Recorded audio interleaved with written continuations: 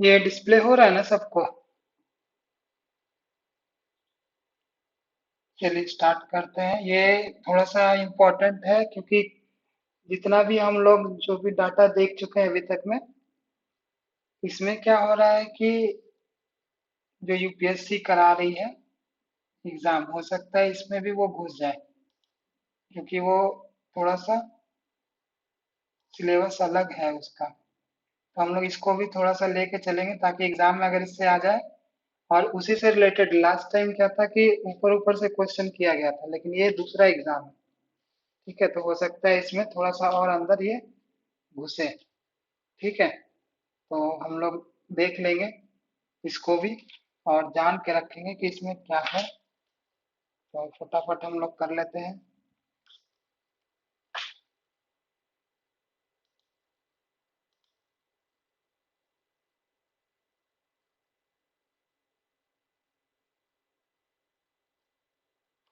चलिए ये हम लोग देख लेते हैं। हमने पहले भी देखा इसको, लेकिन इसमें क्या क्या प्रावधान है या फिर कैसे कैसे कोर्स कराए जाते हैं, कितने दिनों के लिए कराए जाते हैं, ये सब हमने नहीं देखा था। ठीक है, तो इसलिए हम लोग ये वाला देख लेंगे ताकि एग्जाम में अगर आ जाए तो हम लोग उसको छोड़ के ना आए। ठीक है, उसमें करेक्ट आंसर करके ही आए। ठीक है, चलिए इसको स्टार्ट करते हैं। तो ये जो है हम लोगों का केंद्रीय हिंदी प्रशिक्षण संस्थान प्रशिक्षण कार्यक्रम। ठीक है, तो ये जो है केंद्रीय हिंदी प्रशिक्षण संस्थान, जो पहले दिन ही हम लोग कर चुके हैं। ये क्या सिखाती है? एक तो भाषा का प्रशिक्षण ये देगी, दूसरा क्या प्रशिक्षण देगी? टंकन का देगी, तीसरा क्या प्रशिक्षण देगी? ये स्टेनो का प्रशिक्षण देगी ये संस्थान। ठीक है, तो इसमें कैसे कैसे ये शिक्षण यहाँ पे हम लोग को मिलता है। ठीक है, तो वो चीज हम लोग थोड़ा सा यहाँ पे देख लेंगे। तो स्टार्ट हम लोग कर चुके हैं। पहला, केंद्रीय हिंदी प्रशिक्षण संस्थान में हिंदी भाषा प्रशिक्षण। तो लास्ट टाइम हमने डिस्कस किया था एक क्लास के पहले शायद, कि भाषा प्रशिक्षण में क्या क्या आता है, आप लोग बताइए।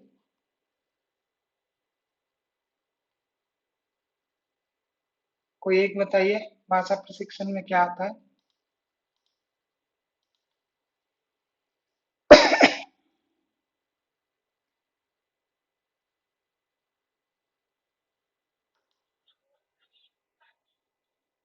हाँ, भाषा प्रशिक्षण में क्या आता है? प्रबोध, प्रवीण और प्राज्ञ, यहाँ पे लिखा हुआ भी है। आप लोगों को थोड़ा सा दिमाग लगाना चाहिए था। ठीक है, तो यहाँ पर हम लोग देखेंगे कि ये जो प्रबोध प्रवीण प्राज्ञ कराया जाता है, ठीक है, तो उसके लिए कितना टाइम इन्हें लगता है या फिर कौन कौन सा सेशन इसमें दिया जाता है, ताकि जो भी कर्मचारी है, जो भी कार्मिक है, वो कोर्स कर पाए। तो हम लोग वन बाय वन एक बार देख लेते हैं। ठीक है, तो सबसे पहले हम लोग भाषा प्रशिक्षण पे आते हैं। एक तो है गहन भाषा प्रशिक्षण। ठीक है, अब ये गहन वाला क्या है कि यहाँ पे देखिए, गहन मीन्स क्या होता है कि ये रेगुलर चलेगा। और ये रेगुलर चलेगा तो ये कितने दिनों तक चलेगा? 25 दिनों तक। तो हम लोग इसको एक तरह से लिख सकते हैं, रेगुलर। ठीक है, जैसे मान लीजिए कोई कार्मिक है या फिर कोई भी कर्मचारी है, वो 8.5 घंटे का होता है। ठीक है, पूरा एक कार्य दिवस, जो ऑफिसर्स में काम करते हैं तो 8.5 मिनिमम होता है, वो 9 भी हो सकता है।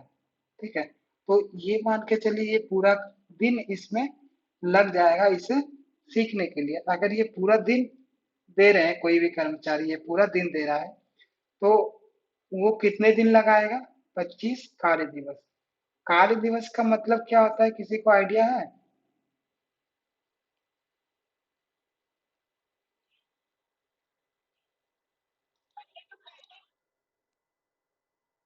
देखिए, कार्य दिवस का मतलब क्या है, जैसे हम लोग बैंक बैंक में भी जाते हैं तो बोलते हैं कि 3 वर्किंग डे लगेंगे।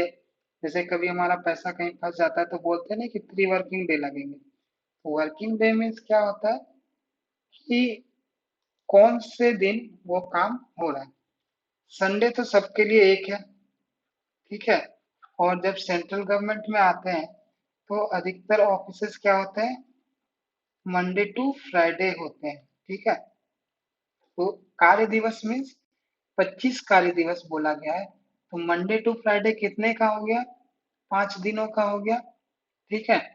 अब 5 दिन हो गए एक हफ्ते में, तो इसके लिए कितने हफ्ते लग जाएंगे, 25 कार्य दिवस के लिए 5 हफ्ते लग जाएंगे, यानी कि 5 वीक लग जाएंगे। वो भी 5 वीक में कोई भी ऐसा दिन नहीं होना चाहिए जो हॉलीडे हो, जैसे दिवाली, ऐसा कुछ नहीं होना चाहिए, ठीक है। तब वो वर्किंग डे में काउंट होगा। मतलब जिस पे छुट्टी है उसको हटा दीजिए। तो इसको हम लोग को याद रखना है कि ये 25 दिन का कोर्स है प्रबोध। दूसरा क्या है, 20 दिन का कोर्स है प्रवीण। प्राग कितने दिन का कोर्स है, 15 दिन का। और पारंगत क्या है, 20 दिन का, ठीक है। पारंगत कितने लोग पहली बार सुन रहे हैं,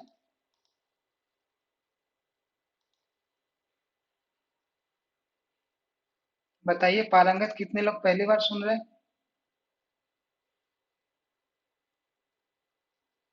सभी ने सुना है इसका मतलब पारंगत, ठीक है। तो इसके आगे डिस्कस करते हैं। तो पारंगत में क्या होता है,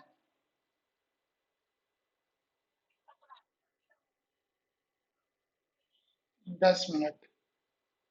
पारंगत मीन्स होता है निपुण, ठीक है, किसी भी चीज में, मतलब एक्सपर्ट बोल सकते हैं ना। तो ये इसमें क्या होता है, इसमें भी एक पाठ्यक्रम है, ठीक है। यहाँ पे क्या हो गया, एक भाषा प्रशिक्षण हो गया यहाँ से 3। और यहाँ पर क्या होता है पारंगत में, इसका जो सिलेबस है एक तरह से ये ट्रेनिंग, ठीक है, एक तरह से ये ट्रेनिंग है। मतलब कि ये तो भाषा सिखाएगी, और ये भाषा जब हम लोग सीख लेंगे तो ये उसको अप्लाई करना सिखाएगी। ये टोटली प्रैक्टिकल बेस्ड है। मतलब थ्योरी तो है लेकिन प्रैक्टिस आपको ज्यादा करवाइए कि कार्यालय में या फिर ऑफिस में हम लोग काम कैसे करते हैं, लेटर कैसे बनाते हैं, नोट कैसे बनाते हैं, ड्राफ्ट कैसे करते हैं। तो ये सब होता है। तो ये गहन वाला हम लोग जान गए कि गहन मीन्स क्या होगा, कि उसमें पूरा दिन लगेगा, और वो क्या चलेगा, रेगुलर चलेगा, ठीक है। तो हमें इतना जान के रखना है कि गहन भाषा प्रशिक्षण में क्या होता है, पूरा दिन भी लग जाता है। और ये प्रबोध के लिए 25 दिन का कार्यक्रम है, प्रवीण के लिए 20 दिन का कार्यक्रम है, और प्राग के लिए 15 दिन का कार्यक्रम है, ठीक है। और ये पारंगत के लिए 20 दिन का। तो पारंगत और प्रवीण एक हो गया, और प्रबोध ये 25 और प्राग 15, ठीक है। तो ये हम लोग को हो सकता है एग्जाम में पूछ लिया जाए कि कोई कार्मिक को आपको गहन प्रशिक्षण में, गहन भाषा प्रशिक्षण में प्रबोध पाठ्यक्रम में नामित करना है। तो उसे कितने दिनों या फिर उसे कितने कार्य दिवस की अ, छुट्टी बोलिए, या फिर कितने कार्य दिवस तक वो प्रशिक्षण लेगा, ठीक है। तो आंसर क्या आ जाएगा, 25 कार्य दिवस तक वो प्रशिक्षण लेगा और उसी में एग्जाम देगा, ठीक है। अब देखिए दूसरे पे आते हैं, पत्राचार द्वारा। पत्राचार किसको बोला जाता है, किसी को आइडिया है, शायद पहले भी बताया हुआ है, बताइए। नहीं, कोई और।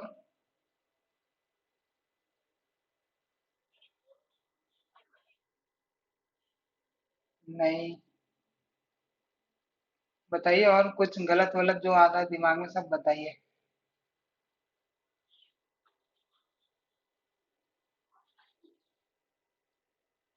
चलिए, आप लोग पत्राचार में ही पीजीडीटी कर चुके हैं, फिर भी आप लोगों को पत्राचार का पता नहीं है।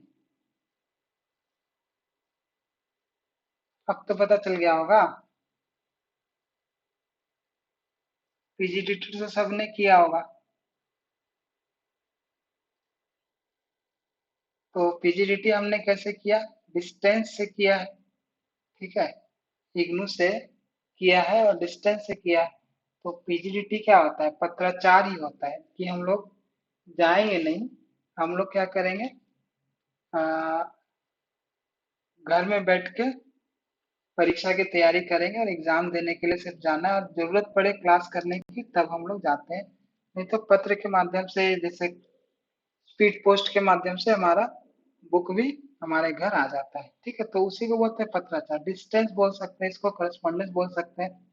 और एक ने बोला पत्र के माध्यम से, तो वो पत्र के माध्यम से भी होगा, यानी कि जितना भी काम होगा पत्र के माध्यम से होगा, लेकिन एग्जाम देने के लिए हमें जाना पड़ेगा। अब देखिए, अगर प्रबोध प्रवीण प्राग्ञ करते हैं करस्पॉन्डेंस से, तो कितने दिन में कंप्लीट होगा ये, 1 वर्ष में कंप्लीट होगा। ठीक है, तो अगर क्वेश्चन आता है कि हमें किसी कार्मिक को ऑफिस में, मतलब कार्यालय में बहुत ज्यादा काम है, उसे हम कार्यालय से नहीं छोड़ सकते, ठीक है, रेगुलर कोर्स के लिए, तो उसके पास क्या ऑप्शन रहेगा, तो हम लोग आंसर देंगे उसके पास पत्राचार का ऑप्शन रहेगा। अगर ये दे दे कि पत्राचार में कितने अवधि में वो प्रबोध पाठ्यक्रम पूरा कर लेगा, तो उसमें क्या आंसर हो जाएगा, 1 वर्ष में वो पूरा पाठ्यक्रम पढ़ लेगा, परीक्षा वगैरह सारा दे लेगा, उसी में इंक्लूड है परीक्षा भी। ठीक है, तो परीक्षा का टाइम भी इसी में इंक्लूड है। तो अगर डिस्टेंस से होता है तो कितने टाइम में हो जाएगा, 1 वर्ष में हो जाएगा। ठीक है, अब देखिए भाषा प्रशिक्षण में क्या आता है, कार्यशालाएं भी आती है, यानी कि इंग्लिश में क्या बोलते हैं इसको, वर्कशॉप। ठीक है, वर्कशॉप क्या होता है कि सिर्फ मान के चलिए कि जो हमने पढ़ा या फिर जो भी सीखा है उसको फिर से रिवाइज कराना, तो उसी को वर्कशॉप में दिया जाता है। तो ये भी जो है 5 दिनों का होता है, केंद्रीय हिंदी प्रशिक्षण संस्थान में भी होगा और ये केंद्रीय अनुवाद ब्यूरो में भी होगा। ठीक है, वर्कशॉप जो हम लोग भेजते हैं तो वो 5 दिनों का होता है, और कंप्यूटर पे हिंदी में कैसे काम करें वो सब इसमें वर्कशॉप में सिखाया जाता है। ठीक है, अब हम लोग आते हैं अन्य अल्पकालिक प्रशिक्षण कार्यक्रम, 5 दिवसीय। इसमें जो अन्य अल्पकालिक भी प्रशिक्षण दिए जाते हैं, तो इसमें टॉपिक कुछ भी हो सकता है। ठीक है, जैसे हो सकता है कि हम लोग काम करते करते ऑफिस में बोर हो गए, तो हम लोग इस पाठ्यक्रम में जाएंगे, ये टाइम टू टाइम निकलता रहता है, हम लोग इस पाठ्यक्रम में जाएंगे, इस वर्कशॉप में जाएंगे। ठीक है, 5 दिवसीय वाला में। और जो चीज हम लोग भूल चुके हैं, जैसे ट्रांसलेशन का हम लोग बहुत सारा चीज भूल जाते हैं ऑफिस में, अगर इंग्लिश का ज्यादा कार्य है, हमें सिर्फ इंग्लिश ट्रांसलेट करना है, तो हम लोग क्या करेंगे, हिंदी भूल जाएंगे। अगर हिंदी ज्यादा ट्रांसलेट करना हो तो हम लोग इंग्लिश भूल जाएंगे, तो ये हमेशा होता रहेगा, तो उसी के लिए ये कार्यक्रम है। ठीक है, अब हम लोग आते हैं इस पे, हिंदी शब्द ये एक तरह से वो जैसे हम लोग सेमिनार अटेंड करते हैं, ठीक है, उसी तरह से यहाँ पे वर्कशॉप किया जाता है। वर्कशॉप मीन्स क्या होता है कि 5 दिन आपको बुलाएगा, ठीक है, पूरे दिन के लिए। और पूरा दिन आपको हो सकता है कि ऑफिस का जो भी रूल रेगुलेशन है उस पे डिस्कस करें, हिंदी में कैसे काम करना चाहिए उस पे डिस्कस करें। तो ये वाला जो है हम लोगों का टॉपिक अलग अलग हो सकता है आरटीआई पे भी वो डिस्कस करें। ठीक है, हो सकता है किसी और टॉपिक पे, जैसे मान लीजिए कंप्यूटर में क्या क्या परेशानी होती है हमें, वो सब डिस्कस करें। और हमें ऑफिस में कैसे व्यवहार करना है महिलाओं के साथ, ठीक है, वो सब भी डिस्कस करें। तो ये सब हम लोगों को इसमें सिखाया जाता है, ठीक है, वर्कशॉप में। तो ये सब काम होता है। और इसमें क्या होता है, जो अन्य अल्पकालिक प्रशिक्षण कार्यक्रम है, इसमें वो सब जो हम लोग सीख चुके हैं उसको रिवाइज कराया जाएगा। जैसे बहुत सारा चीज हम लोग ट्रांसलेशन ही मान के चले, तो वो भी सिखाया जाएगा। तो कुल मिला के ये दोनों मिला के हम लोग को क्या बोलते हैं, एक तरह का रिक्रिएशन बोल सकते हैं, कि हमारा जो दिमाग एक जगह काम करते करते थक जाता है, उसके लिए हम लोग के लिए एक रिक्रिएशन है ये सब। ठीक है, हो सकता है वो ऑफिशियल रूल जो होते हैं, सीसीएस रूल, ठीक है, वो सब सिखाए, तो इसमें कुछ भी हो सकता है। ठीक है, अब हम लोग आगे बढ़ते हैं, हिंदी शब्द संसाधन, हिंदी टंकन हिंदी आशुलिपि प्रशिक्षण। तो ये हिंदी शब्द संसाधन और हिंदी टंकन, याद रखिएगा दोनों एक ही है। शब्द संसाधन और टंकन दोनों ही सेम है। तो ये कितने दिनों का होता है? एक तो होता है 40 कार्य दिवस का।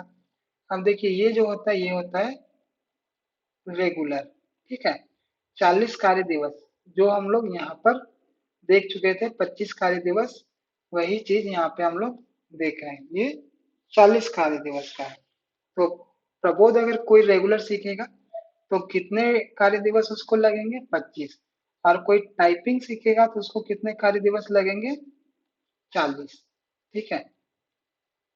अब देखिए इसमें क्या होता है, हिंदी शब्द संसाधन और टंकन पत्राचार। अब पत्राचार का मतलब हम लोग जान गए कि हम लोग को जाना नहीं है कहीं भी, हम लोग को ऑफिस में रह के ही सीखना है। और हम लोग सीख के सिर्फ जाएंगे एग्जाम देने के लिए। ठीक है। तो इसका सेशन क्या होता है? फरवरी से जुलाई हम लोग पहले देख चुके हैं, तो हम लोग को ध्यान में रखना पड़ेगा कि फरवरी से जुलाई होता है कितने महीने के लिए? 6 महीने के लिए। दूसरा जो सेशन होता है अगस्त से लेकर जनवरी तक, और ये भी कितने दिनों के लिए होता है? 6 महीने के लिए होता है। ठीक है। अब देखिए यहाँ पे आगे हम लोग देखते हैं एक हमारा हिंदी आशुलिपि। ठीक है। तो हिंदी आशुलिपि में क्या होता है कि हमें अगर कोई इंग्लिश का स्टेनो सीखा हुआ है या फिर इंग्लिश का स्टेनो है तो वो भी हिंदी आशुलिपि सीख सकता है। तो हिंदी आशुलिपि कौन कौन सीख सकता है? जिसे टाइपिंग आती हो वो सब सीख सकते हैं। ठीक है, चाहे हिंदी हो चाहे इंग्लिश हो। जिसे हिंदी का आता है टाइपिंग वो भी सीख सकता है, और जिसे इंग्लिश की टाइपिंग आती है वो भी सीख सकता है। ठीक है। तो आशुलिपि में स्टेनो, और स्टेनो के लिए कितने कार्य दिवस है पूर्ण? 80 कार्य दिवस। ठीक है, यानी कि टाइपिंग का जो 40 दिन का कार्य दिवस है उसका डबल। ठीक है। तो ये चीज हम लोग नोट करके रखेंगे कि अगर हमें रेगुलर से सीखना है तो कितने टाइम लगते हैं, क्योंकि हो सकता है वो ऑप्शन में दे दे कि रेगुलर रहे,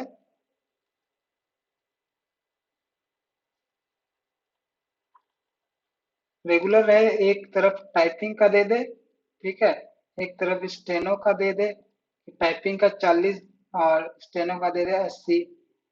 ठीक है। और किसी प्रबोध का दे दे, प्रबोध का दे दे 30 दिन, और इसमें से बोल दे कि कौन सा युग्म जो है सही है या फिर कौन सा युग्म जो है गलत है। तो हम लोग को ये प्रबोध वाला छाट के निकालना पड़ेगा क्योंकि ये गलत है। प्रबोध अगर रेगुलर करेंगे तो हम लोगों को कितना टाइम लगेगा? 25 दिन। ठीक है। तो ये चीज हम लोग ध्यान में रखेंगे कि कौन सा कोर्स कितने समय के लिए है, क्योंकि हो सकता है यूपीएससी इससे भी क्वेश्चन पूछ ले, क्योंकि जब वो राजभाषा से पूछ रही है तो इससे भी पूछ सकती है। ठीक है। उसके बाद हम लोग आते हैं इसमें। अब यहाँ पे हमने क्या सीखा कि भाषा प्रशिक्षण तो दिया गया, लेकिन एक तो था करस्पॉन्डेंस और एक था रेगुलर। अब हम लोग यहाँ पर देखते हैं। ठीक है। यहाँ पर भी भाषा प्रशिक्षण है। जैसे क्या होता है कि कार्यालय में बहुत सारा कंडीशन दे दिया जाता है, जब आप लोग घुसेंगे या फिर प्राइवेट ऑफिस में ही अगर आपने काम किया होगा तो वो लोग छुट्टी नहीं देंगे। ठीक है।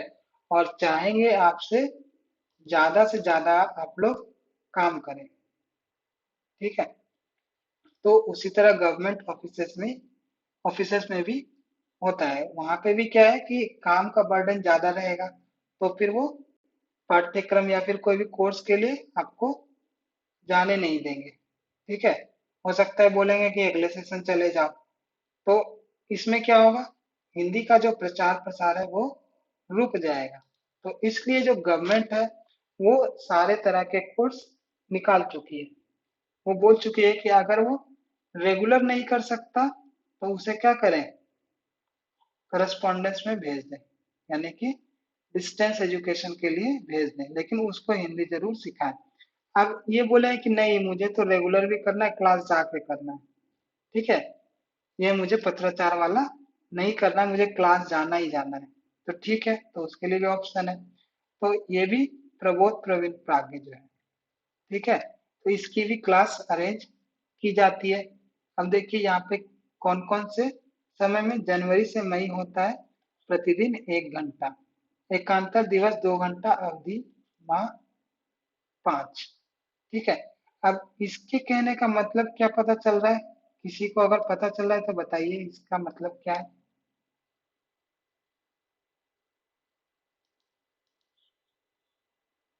जैसे यहाँ पे दिया जा रहा है ना कि हिंदी भाषा प्रशिक्षण, उसके बाद नीचे दिया हुआ है जनवरी से मई, प्रतिदिन 1 घंटा, एकांतर दिवस 2 घंटा, और अवधि 5 माह। इसका अर्थ क्या है?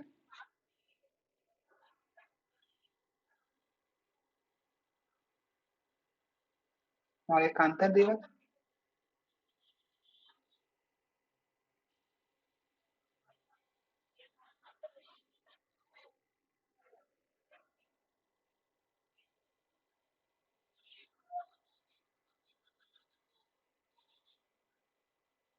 हम्म, ठीक है, आसपास है। और कोई?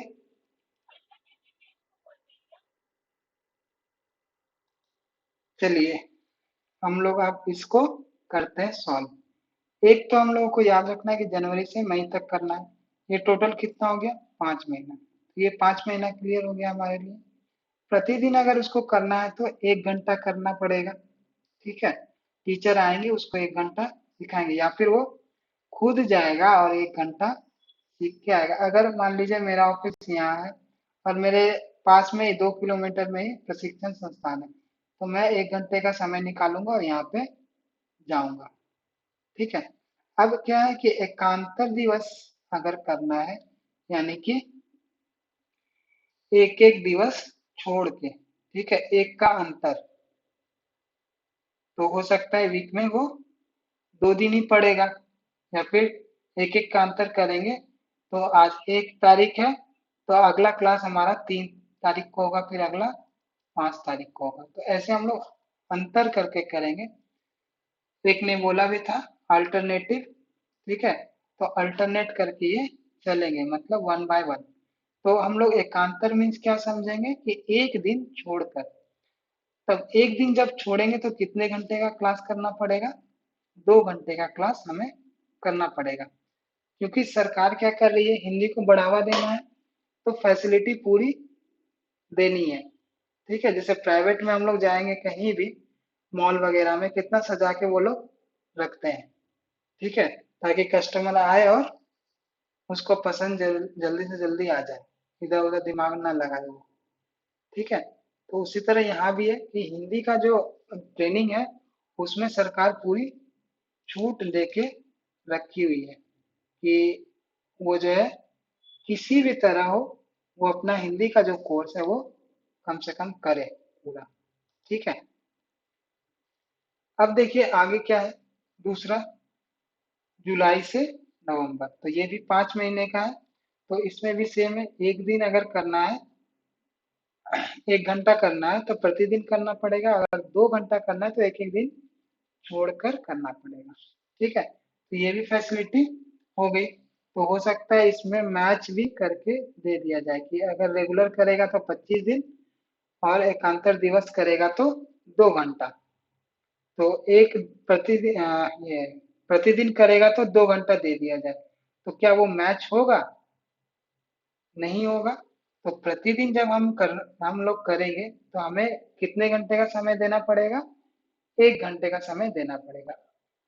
और एकांतर दिवस अगर करना होगा तो 2 घंटे का समय देना पड़ेगा, ठीक है। तो ये क्लियर हो गया। सेशन इसका भी 2 चल रहा है, ठीक है। और इसका सेशन क्या होगा, जो 25 कार्य दिवस है,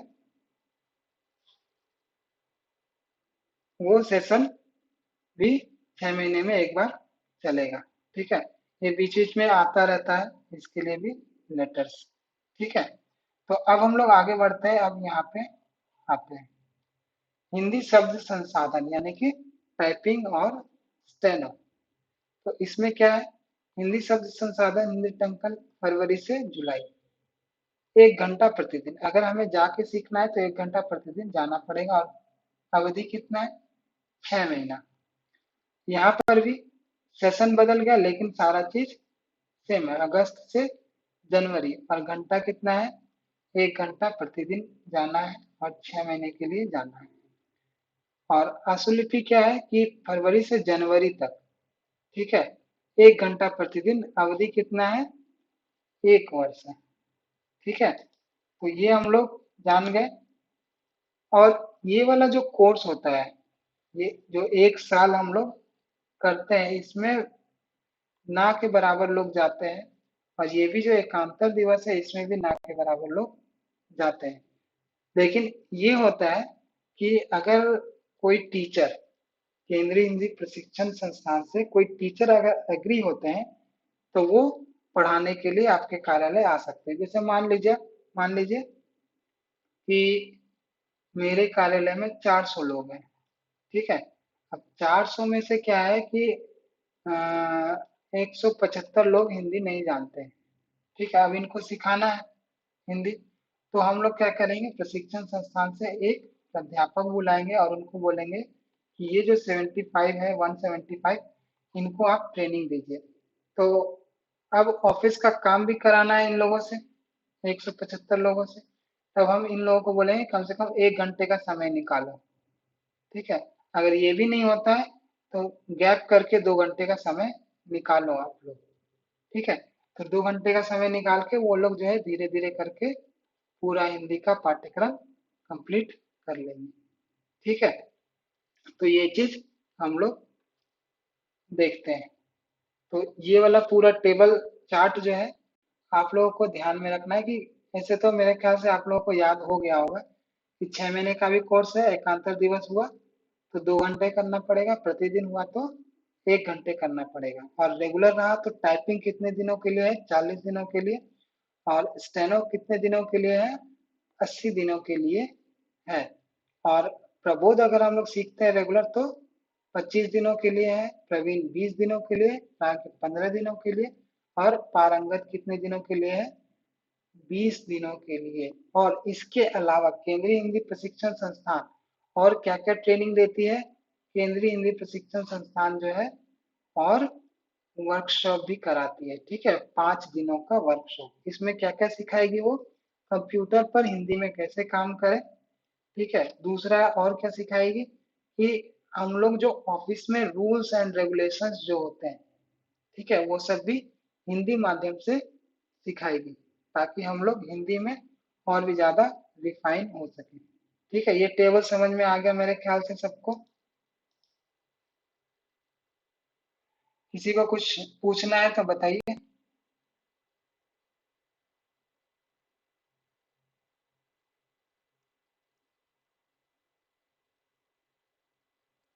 चलिए, किसी को नहीं पूछना है, इसका मतलब किसी को कुछ भी नहीं समझ में आया।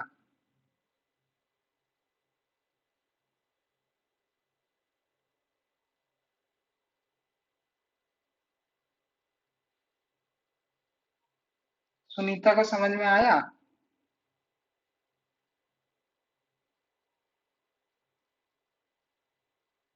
सुनीता चलेगी खाना खाने। चलिए, अच्छा चलिए, एक ये तो समझ में आ गया है पूरा टेबल। अब हम लोग थोड़ा इसके आगे बढ़ते हैं। ये वाला जो है फर्स्ट पेज मुझे मिला नहीं। ठीक है, तो इसलिए ये 6 से शुरू हो रहा है। लेकिन आप लोग जो हिंदी का जो भी पुरस्कार मिल रहा है इसमें, ठीक है, इसको एक बार देख लीजिएगा। ठीक है, इसको याद भी करना पड़ेगा, हो सकता है इसमें से एक दो क्वेश्चन आ जाए। और ये वाला नहीं बता, ये मैं बता देता हूँ, ये जो 11 नंबर है ना, ये मैं बता देता हूँ। हिंदी डिक्टेशन पुरस्कार योजना पता है आप लोगों को?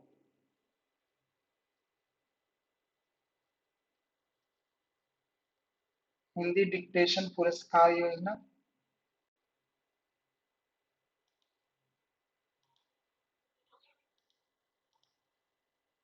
बताइए थोड़ा बहुत अगर।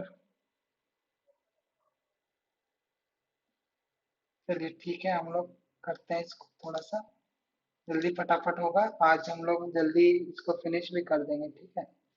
डिक्टेशन क्या होता है कि जो भी ऑफिसर्स होते हैं ऑफिस में, ठीक है, उनके लिए ये पुरस्कार योजना है, ठीक है। क और ख क्षेत्र, इसको थोड़ा सा बढ़ा देते हैं। क और ख क्षेत्र घोषित अधिकारी के लिए, ग क्षेत्र घोषित अधिकारी के लिए, तो क क्षेत्र के लिए क्या है, 5,000 रुपया है और एक प्रमाण पत्र और एक पुरस्कार है। और ग क्षेत्र के लिए 5,000 रुपया और प्रमाण पत्र जो कि एक पुरस्कार है। अलग अलग पुरस्कार हिंदी भाषी अधिकारियों द्वारा वर्ष में 20,000 तथा अहिंदी भाषी अधिकारियों के लिए वर्ष में 10,000 हिंदी डिक्टेशन देने पर। डिक्टेशन मीन्स क्या होता है कि कोई भी अधिकारी हो गए, ठीक है, जो भी ऑफिसर होंगे ऑफिस में, वो क्या करेंगे, नोटिंग करवाएंगे आपसे, ठीक है, या फिर किसी से भी नोटिंग करवाएंगे, जो भी यूडीसी एलडीसी जो भी रहेंगे उसके अंडर, उससे वो बोलेंगे कि ये हिंदी में लिख के लाओ, और वो खुद हिंदी में इंस्ट्रक्शन देंगे, ठीक है, ये लिखना है। जैसे पहले स्टेनो क्या होता है, वो नोट करते जाते हैं फटाफट, एक साइन लैंग्वेज है स्टेनो, कोई भी ऑफिसर बोलेगा और उसको वो फटाफट फटाफट करके नोट करता जाएगा, ठीक है। तो वही जो ऑफिसर अगर नोटिंग उससे करवाए हिंदी में, तो उसको क्या मिलेगा, 5,000 रुपए का इनाम मिलेगा। इसमें एक और क्राइटेरिया है कि एक, अगर मान लीजिए क क्षेत्र को ही मान लेते हैं, तो 5,000 रुपये उसको मिलेंगे और एक प्रमाण पत्र मिलेंगे। कब, जब वो 20,000 शब्द से अधिक लिखवा देगा। और अहिंदी भाषी को अगर दिया जाएगा तो वो 10,000 वर्ड डिक्टेशन देगा, तब जाके उसको 5,000 रुपये का इनाम मिलेगा। तो कुल 2 ऑफिसर्स को हम लोग दे सकते हैं नियम के मुताबिक, इसमें लिखा हुआ नहीं है कि एक हिंदी वाला होना चाहिए और एक नॉन हिंदी वाला होना चाहिए, यानी कि हो सकता है एक हिंदी मातृभाषा वाला हो और एक नॉन हिंदी वाला हो। तो 2 लोगों को हम लोग दे सकते हैं और 5,000 रुपये दे सकते हैं। दूसरा, उसके डिक्टेशन दिए गए शब्दों की संख्या क्या होनी चाहिए, 20,000, और नॉन हिंदी वाले के लिए 10,000, ठीक है।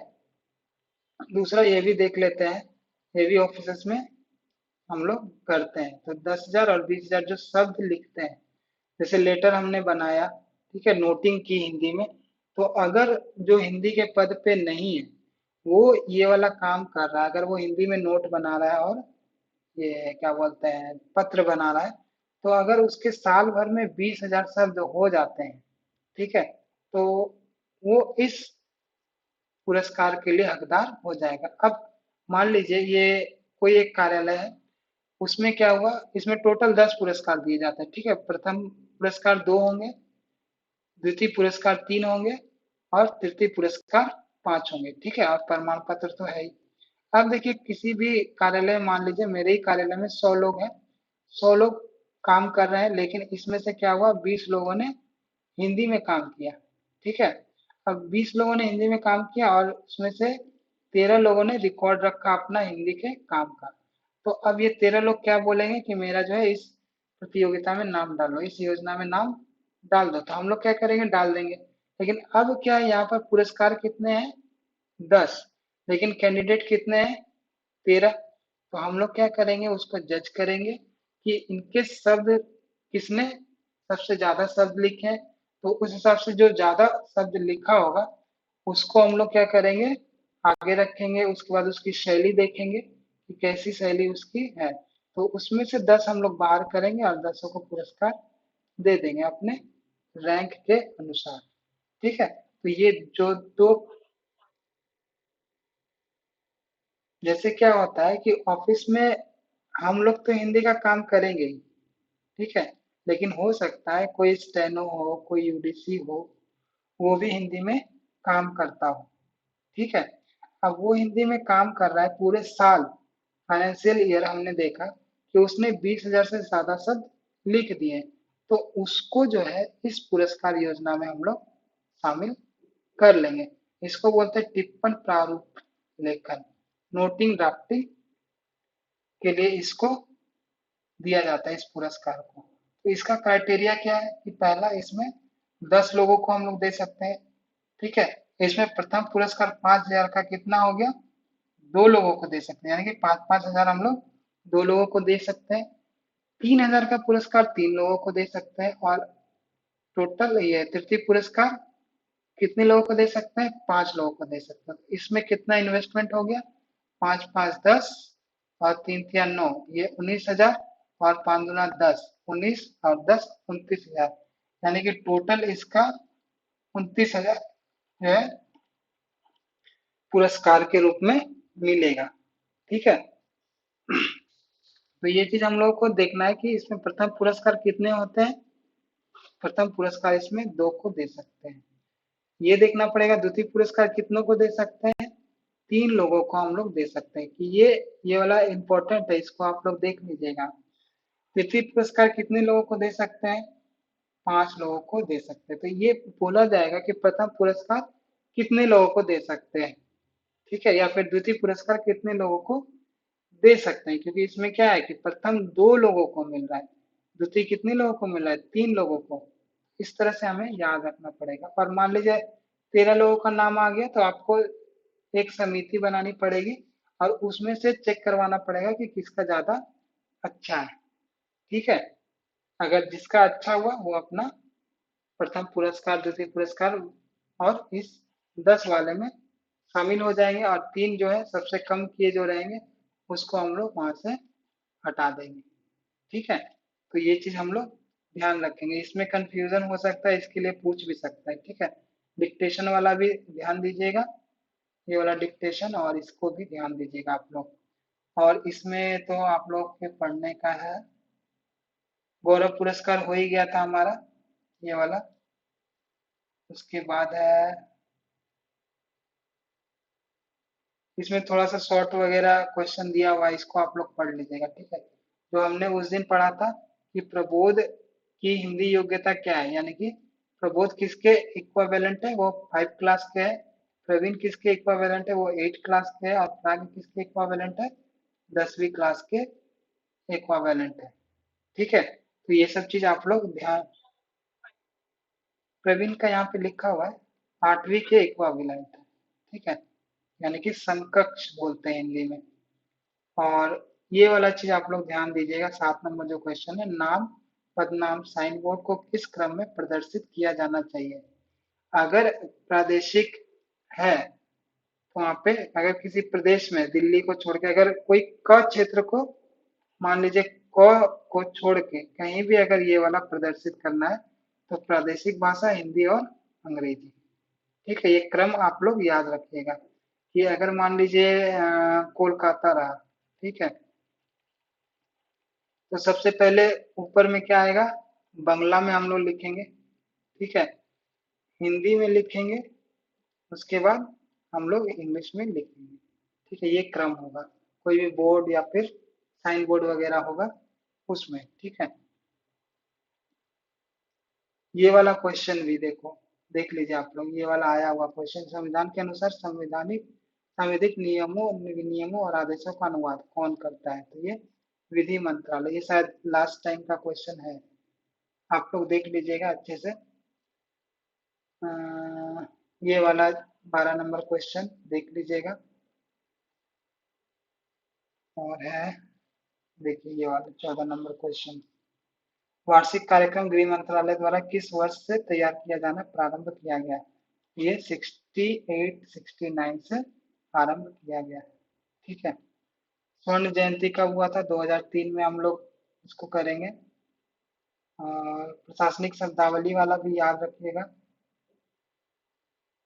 ये तो आपको लोग को याद ही होगा, जीके के लिए हम लोग पढ़ते ही हैं। ठीक है, और यहाँ पे टेबल बना हुआ है, ये जो हम लोग कल यानी कि पिछले क्लास में हमने जो पढ़ा था, ये पूरा टेबल बना हुआ है। इसमें से याद रखिएगा कि कोई अगर डिस्टेंस से करता है तो उसको कितना कितना मिलेगा।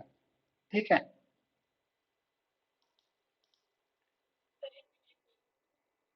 हाँ पीडीएफ दिया हुआ है ग्रुप में, ये भी दे देंगे हम लोग, ये भी शेयर कर लेंगे।